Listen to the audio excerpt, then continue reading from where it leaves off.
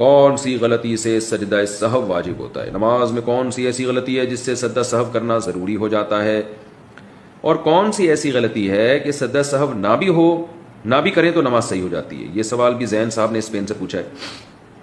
یہ تو پورا آپ نے ایک چیپٹر پوچھ لیا مجھ سے. دیکھیں، نماز میں اگر کوئی واجب چھوٹ جائے تو بھی سجدہ سہو ہے، کسی فرض یا واجب میں تاخیر ہو جائے تو بھی سجدہ سہو ہے، اور ایک رکن کو چھوڑ کر دوسرے رکن میں آپ مشغول ہو جائیں تو بھی سجدہ سہو ہے. میں اس کی مثالیں دے دیتا ہوں.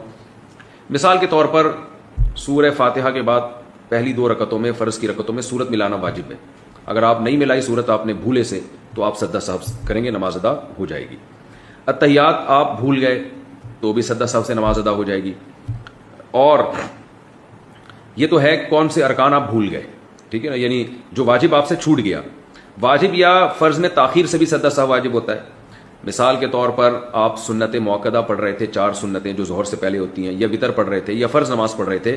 دوسری رکعت کے بعد آپ نے اتحیات پڑھ کے کھڑے ہونا تھا، لیکن آپ کھڑے نہیں ہوئے بلکہ آپ درود شریف پڑھ لیا. آپ نے خاص مقدار تو اعلیٰ آل ابراہیم تک آپ نے جو ہے نا اللہم صلی علی محمد وعلی آل محمد کما صلیت علی، یہاں تک آپ نے درود شریف پڑھ لیا تو تاخیر سے آپ پر سجدہ سہو واجب ہو جائے گا. لیکن نوافل میں تاخیر سے نہیں ہوتا. نوافل میں 2 رکعت کے بعد درود شریف پڑھ لیں تو بھی کوئی حرج نہیں ہے.